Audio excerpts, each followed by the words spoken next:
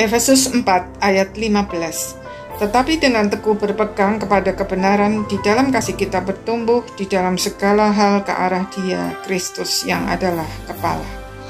Bertumbuh dalam segala hal menunjukkan bahwa iman itu tidak statis, melainkan dinamis. Kalau orang Kristen baru taunya cuman Tuhan Yesus adalah juru selamat dunia, hari Minggu ke gereja, memberi persembahan hanya sekedar sebagai ritual, itu wajar. Tetapi kalau sudah bertahun-tahun menjadi orang Kristen, taunya hanya itu, maka iman kita patut dipertanyakan. Benarkah kita percaya dan menerima Kristus sebagai Tuhan dan Juru Selamat secara pribadi? Atau apakah ada penghalang yang membuat kita tidak mampu menghayati iman kita? Iman sejati menciptakan kehausan untuk terus mencari dan bertumbuh, bukan hanya dalam pengenalan akan kebenaran, tetapi dalam segala hal, termasuk dalam perbuatan dan kehidupan yang semakin serupa dengan Tuhan Yesus.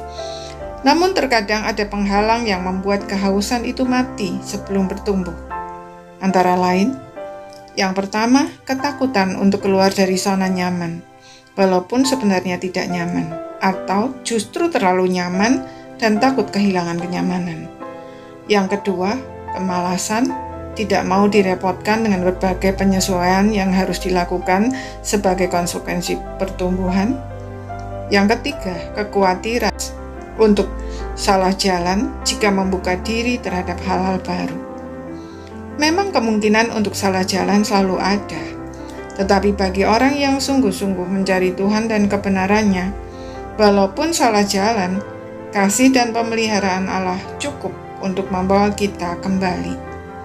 Paulus berkata, "Aku tahu kepada siapa aku percaya, dan aku yakin bahwa Dia berkuasa memeliharakan apa yang telah dipercayakannya kepadaku hingga pada hari Tuhan."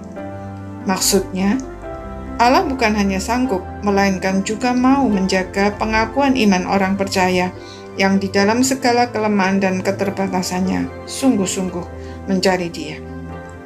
Lagi pula, ketakutan untuk tersesat seringkali justru membuat orang merasa beriman, padahal sebenarnya yang dia pegang adalah iman orang lain yang dia copy-paste begitu saja tanpa pernah menggumuli kebenarannya.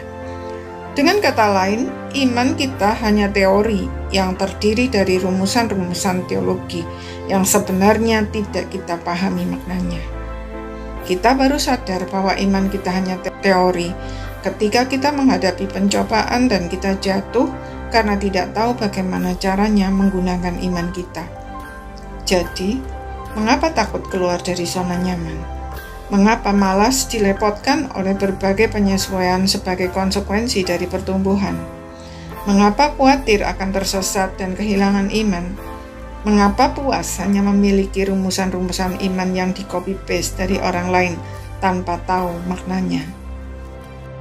Jika kita percaya kebenaran mengenai kasih karunia, seharusnya kita juga percaya bahwa Allah sanggup memelihara pengakuan iman orang percaya sampai akhir, dan oleh karenanya melakukan apa yang menjadi bagian kita dengan baik dan bertanggung jawab.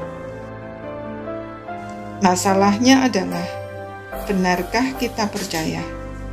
Amin.